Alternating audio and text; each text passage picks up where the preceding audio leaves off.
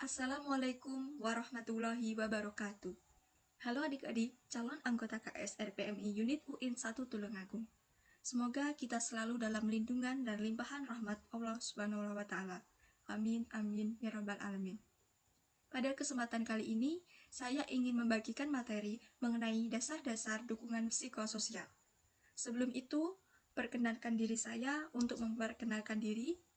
Nama Katerina Dwinavira Rahmayanti, alamat Desa Mojodur, Kecamatan Ngetos, Kabupaten Nganjuk. Riwayat organisasi dan pelatihan KSR PMI Unit UIN 1 Tulungagung, orientasi kepalamerahan, pelatihan pertolongan pertama ambulans, pelatihan fasilitator PMI Jawa Timur. Berikut merupakan daftar isi dari materi yang ingin saya sampaikan. Pada bagian pertama, kita akan belajar mengenai pengertian dukungan psikososial. Apakah psikososial itu? Psikososial merupakan penggabungan dari dua kata, yaitu psiko dan sosial. Psiko bersumber dari internal atau dari dalam individu itu, berupa pikiran, perasaan, nilai, kepercayaan yang dianut oleh individu tersebut. Sedangkan sosial merupakan faktor dari luar atau eksternal yang mempengaruhi hubungan antara individu dengan lingkungannya. Adapun definisi dari psikososial merupakan hubungan dinamis antara aspek psikologi dan sosial, di mana masing-masing saling berinteraksi dan mempengaruhi secara berkelanjutan. Adapun dampak dari psikososial itu ada dua, yaitu dampak psikologis dan juga dampak sosial.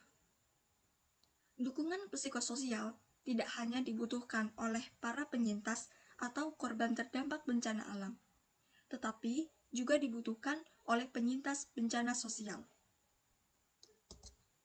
Adapun dukungan psikososial yang dilakukan oleh Palang Merah Indonesia merupakan suatu pendekatan kepada para penyintas bencana, baik bencana alam maupun bencana sosial. Adapun tujuan dari pemberian dukungan psikososial ini adalah untuk mengembalikan kepada kehidupan yang normal, memfasilitasi, serta memberikan pemulihan kepada penyintas bencana. Perlu kita garis bawahi bahwa dukungan psikososial yang dilakukan oleh PMI bukan merupakan terapi psikologis ataupun psikiatris. Bukan pula terapi bagi penderita gangguan jiwa.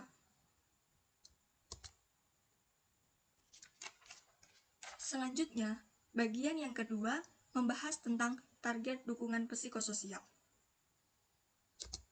Dari gambar piramida intervensi berikut, fokus dari dukungan psikososial yang dilakukan oleh Palang Merah Indonesia yaitu ada pada lapisan pertama dan kedua.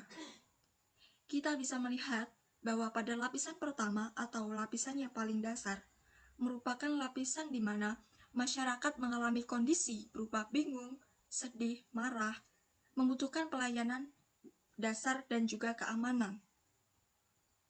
Pemenuhan kebutuhan pada lapisan satu ini dipenuhi melalui pelayanan-pelayanan fisik, seperti pelayanan kesehatan, air dan sanitasi, shelter atau penampungan sementara, dan juga distribusi makanan. Bila kita merencanakan sebuah dukungan psikososial, maka secara pasti kita akan berbicara mengenai pemenuhan kebutuhan dasar, karena pemenuhan kebutuhan dasar merupakan langkah awal untuk mencapai kesejahteraan psikososial. Yang selanjutnya yaitu lapisan kedua, lapisan di mana kondisi penyintas mengalami syok, berduka, takut merasa bersalah, dan pada lapisan ini dapat diberikan dukungan oleh para pekerja sosial yang terlatih. Dukungan psikososial pada lapisan kedua ini memungkinkan masyarakat untuk kembali menjalankan tugas-tugas keseharian mereka. Selain itu, penyintas juga mempunyai kesempatan untuk mengungkapkan kesedihan atas kehilangan yang dialami dan dapat beradaptasi dengan perubahan situasi kehidupan pada saat itu. Untuk lapisan ketiga dan keempat, di mana para penyintas mengalami depresi dan trauma, harus diberikan dukungan psikososial oleh tenaga profesional seperti psikiater, psikolog, dan lain-lain. Selanjutnya, bagian yang ketiga membahas tentang jenis dukungan psikososial berbasis masyarakat. Ada banyak sekali jenis-jenis kegiatan dukungan psikososial.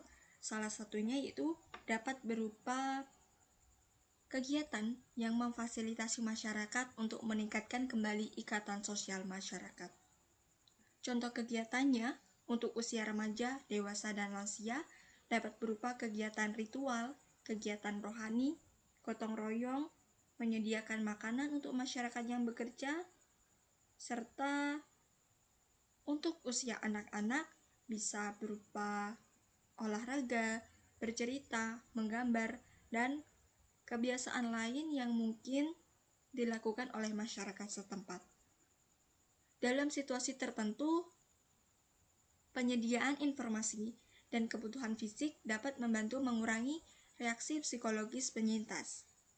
Contoh informasi yang bisa disampaikan, kemungkinan bencana susulan, posko-posko pemberian bantuan yang tersedia bagi penyintas.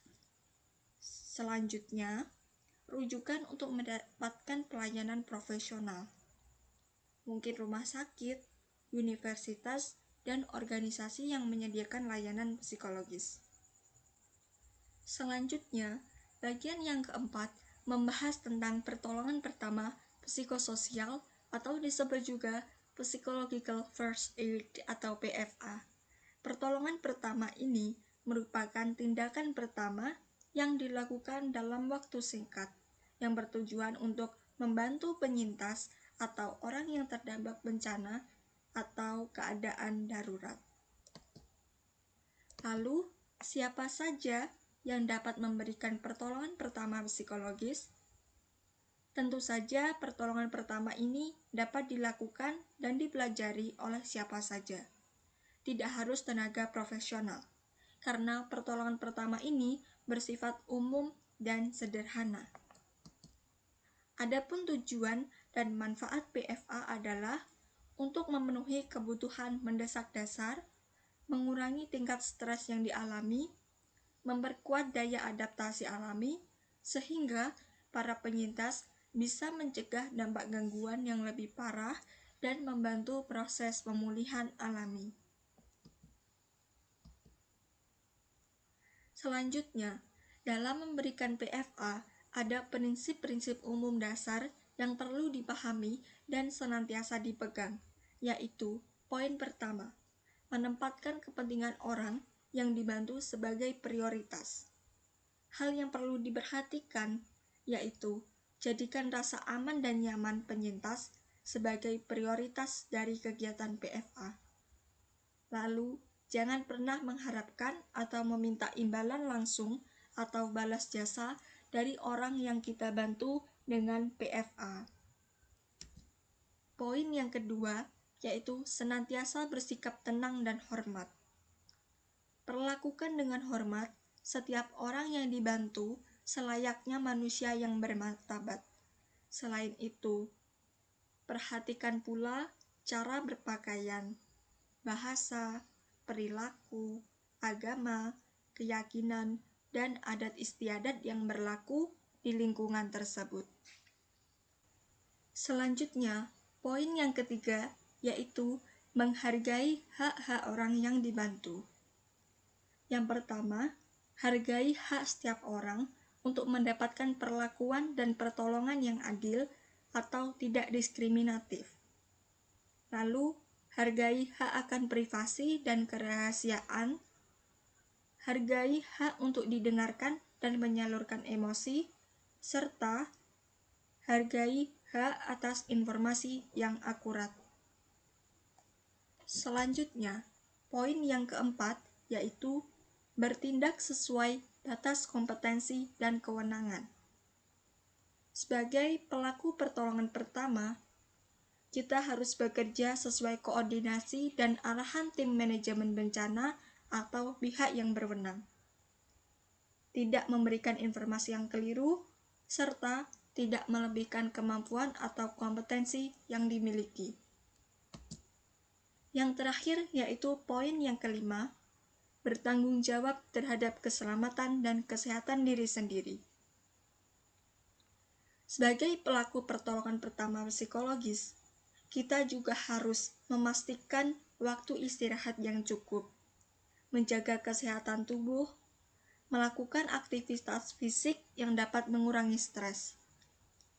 Dan jangan lupa untuk mengatasi serta mengelola stres yang dapat digunakan untuk melindungi diri sendiri secara emosional.